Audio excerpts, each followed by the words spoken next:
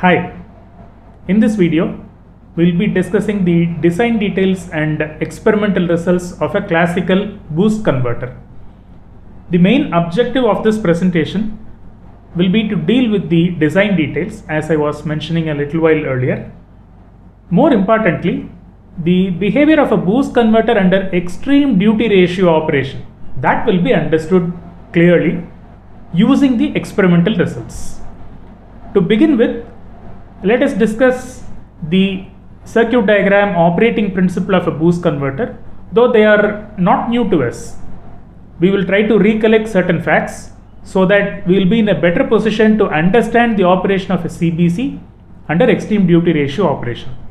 The applications of a boost converter include high intensity discharge lamps, automotive applications where the battery voltage will presumably be at a lower voltage level and the electrical loads might be at a higher voltage level. Therefore, to meet the voltage requirements, boost converter would be useful. And in renewable energy applications like PV or fuel cell applications, where the input from the renewable source again will be at a lower voltage level, whereas the load or the grid would be at a higher voltage level, and a boost converter and boost derived converters are helpful in meeting the voltage level requirements.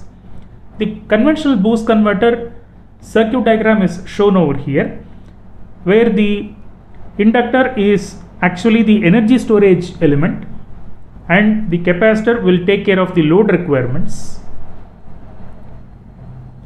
in addition to filtering the load voltage ripples.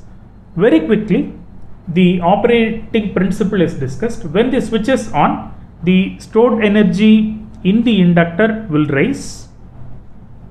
The circuit will be closed through the supply, inductor and the switch, thereby the stored energy in the inductor rises. In the meantime, the load requirement is taken care by the load capacitor. The stored energy will induce a voltage drop, thereby it will reverse bias the boost rectifier diode during on state. So the processes that occur during on state are: when S is on, L stores energy and the load capacitor will supply the load requirement. C takes care of load requirement. Diode D will be reverse biased. These are the events that happen during the on state. When the switch is turned off after a certain duration of time, the stored energy in the inductor will be transferred to the capacitor through the diode, and the supply voltage plus the stored energy in the inductor will be available across the load as well. So this is what happens during the turn off duration. When S is off, stored energy in L is transferred to C,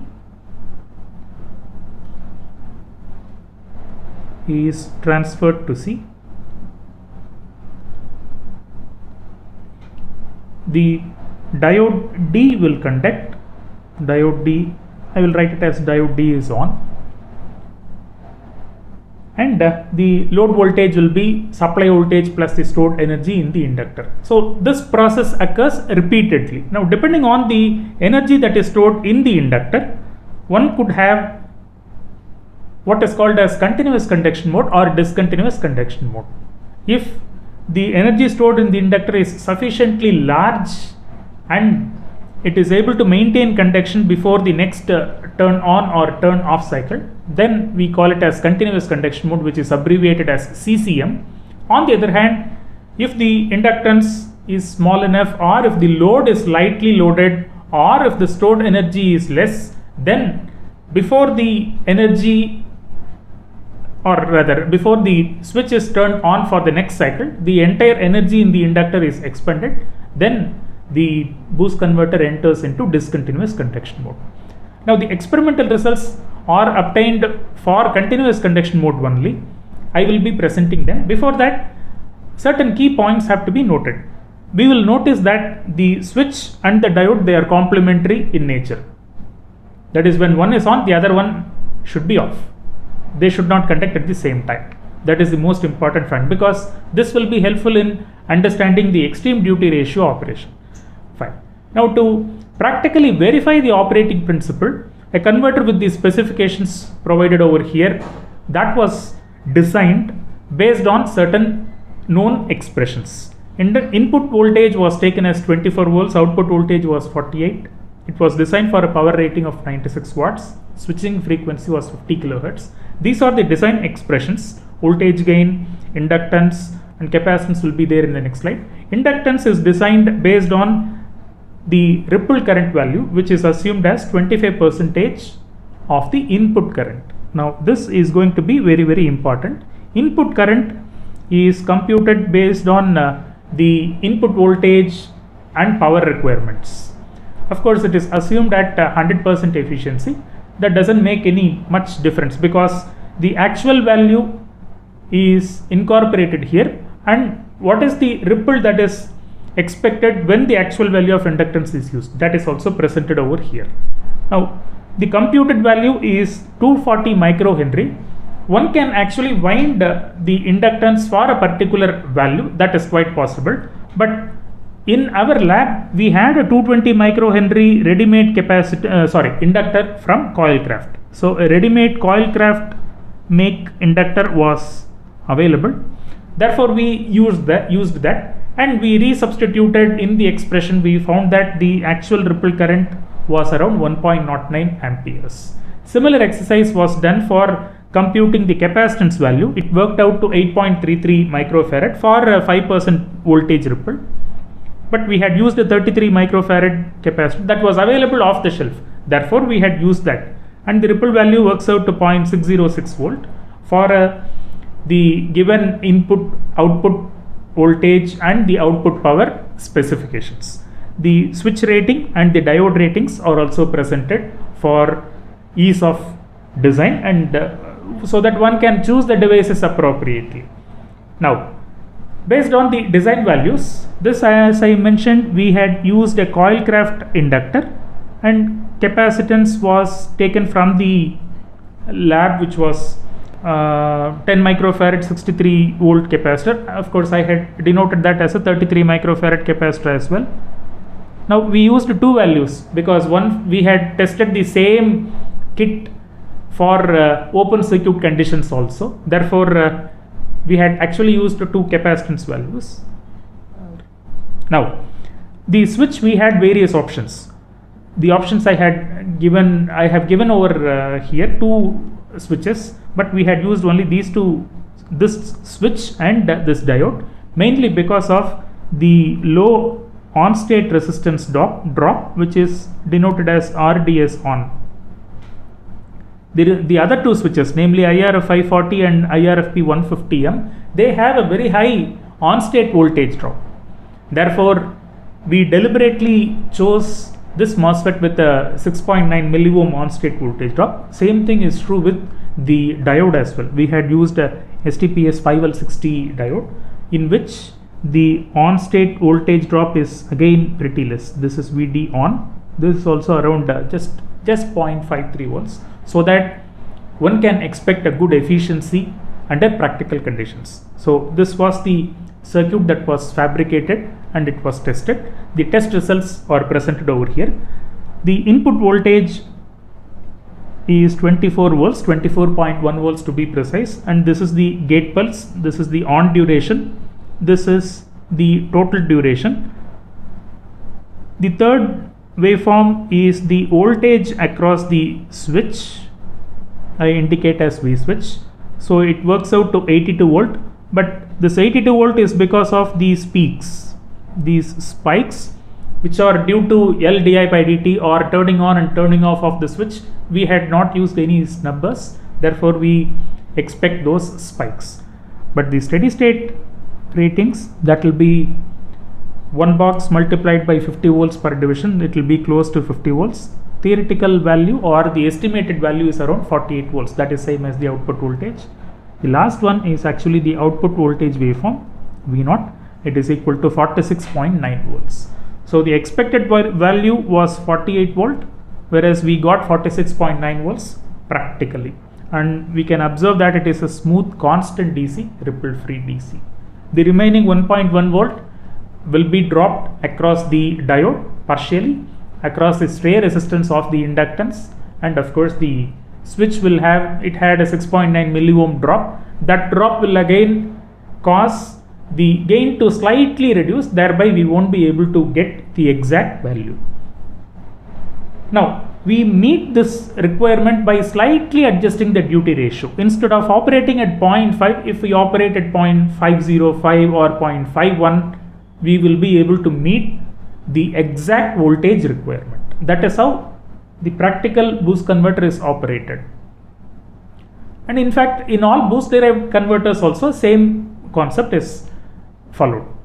Now the other test results are the gate pulse waveform, the inductor current waveform. This is actually the inductor current waveform, and this is the switch current waveform. They are again in line with our expectations. In fact, the inductor current waveform is projected to understand the ripple content. Our computation told us we should get around 1.09 ampere. The ripple content is around 1.04. So this is again very close to approximately or very close to 1.09 ampere, which was the expected or computed value of the ripple content.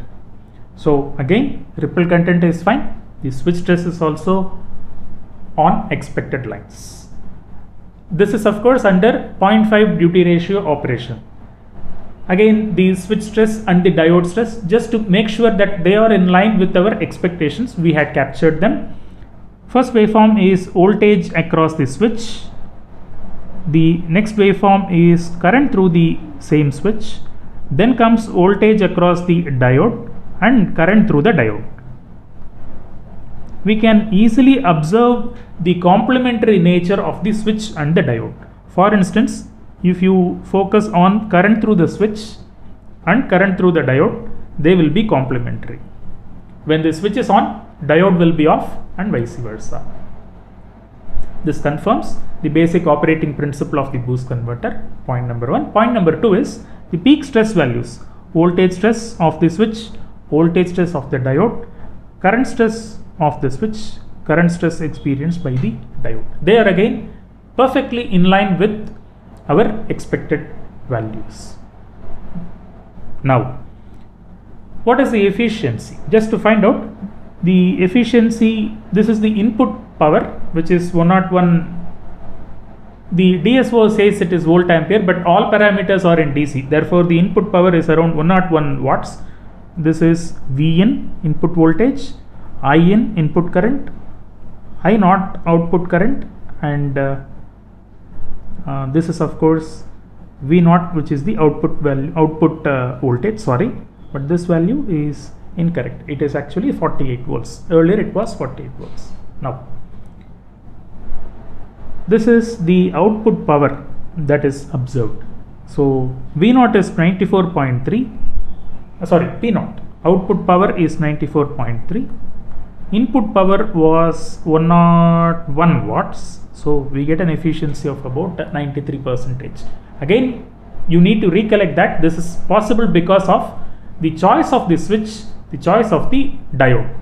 On state drop across the diode was very less. We chose a diode deliberately with a very low on state voltage drop. Similarly, the switch was chosen with a very low on state resistance. Therefore, the efficiency is good under normal operating conditions. That has to be understood. Now comes the interesting aspect. What happens if the duty ratio of the switch is increased beyond 0.75 and tested at 0.8 and other values? We tested the same boost converter at a duty ratio of 0.828.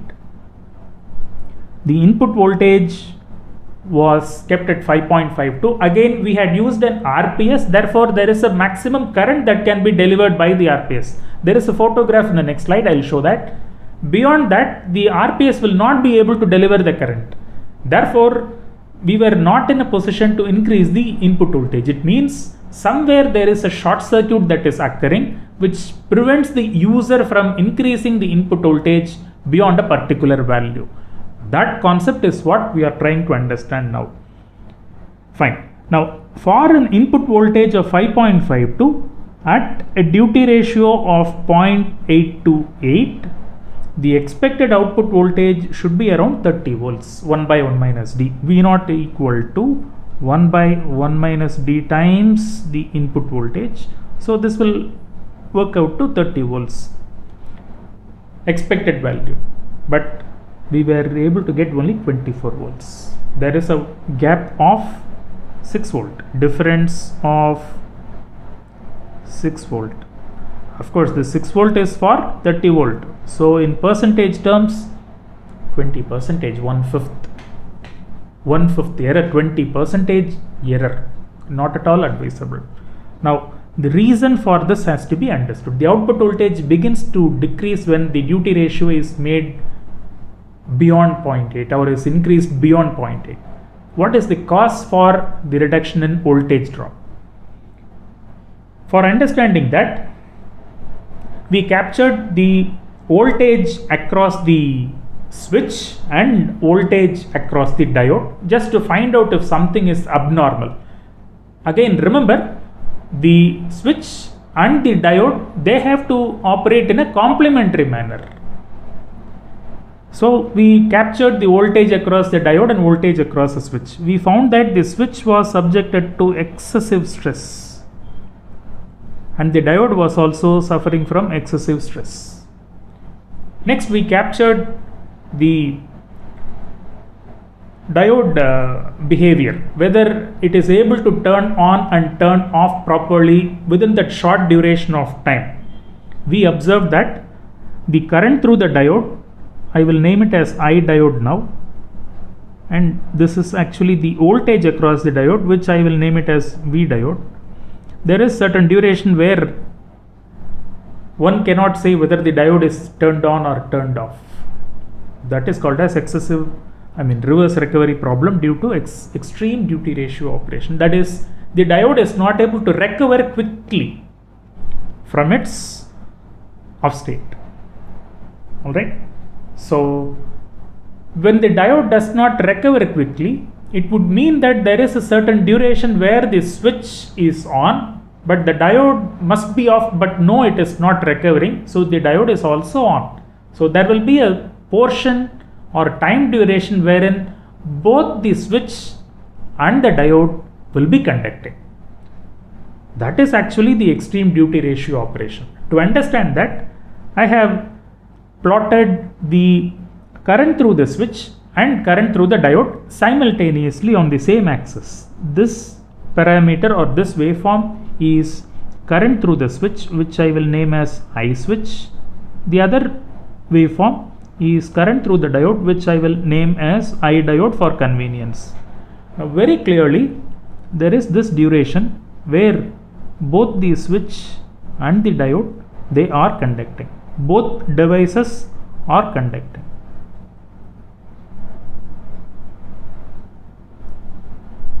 That is not at all preferred. Both devices conducting simultaneously is the reason for excessive voltage drop and power loss. This is actually the extreme duty ratio operation. Right? Now, how long can we extend or let's say abuse the boost converter? So we tried doing that as well. As I was mentioning earlier, this is the photograph which shows the voltage that was applied, and this is the current drawn by the boost converter from the RPS. You can notice that there is this indication CC, okay, maximum current which the RPS can deliver. Right? It means the boost converter is behaving like a short circuit. That is when this indicator will be let's say glowing, or it will be activated.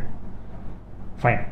Now, we just wanted to test the boost converter till its perfect or till its capability.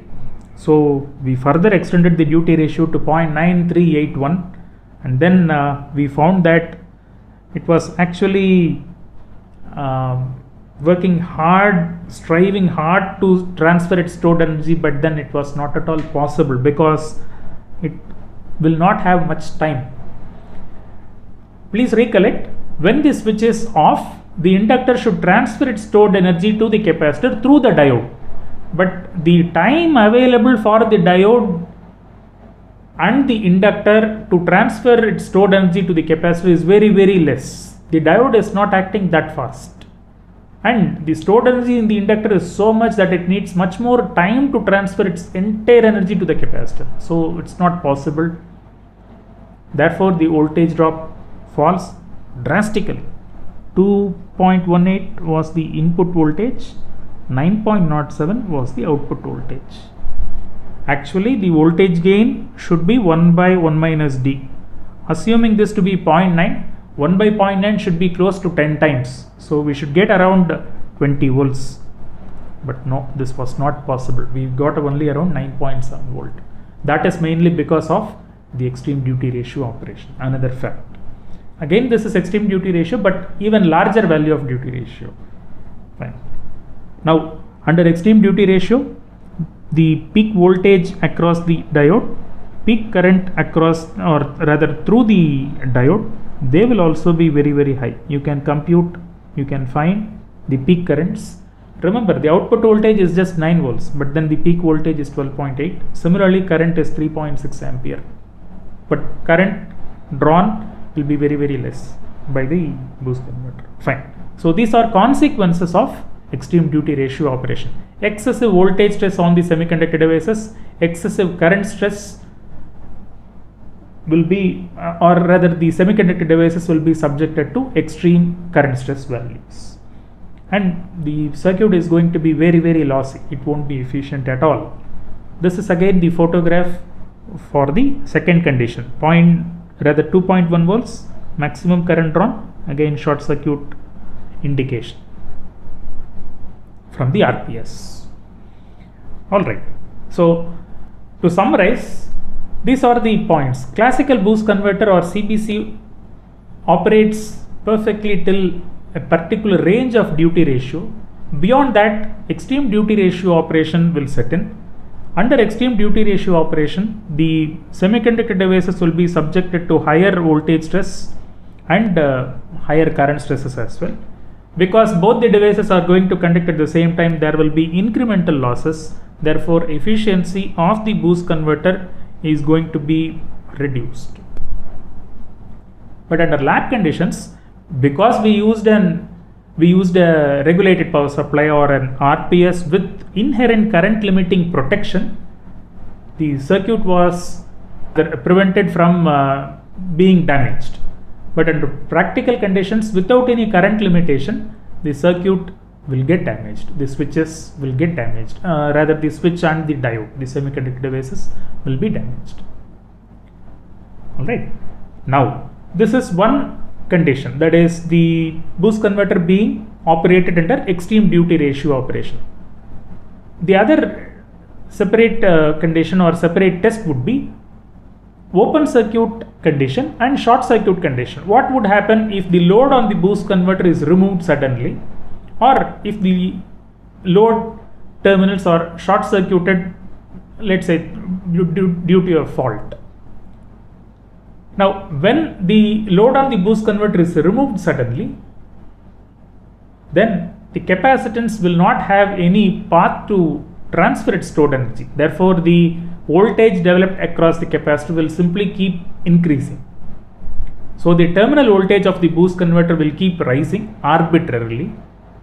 There will be a point where the capacitor voltage rating will be exceeded and the capacitor is more likely to blow off. Though there is no current stress on the capacitor, it is more likely to blow off. But voltage rating will exceed very soon because capacitor will not have any path to transfer its stored energy or discharge.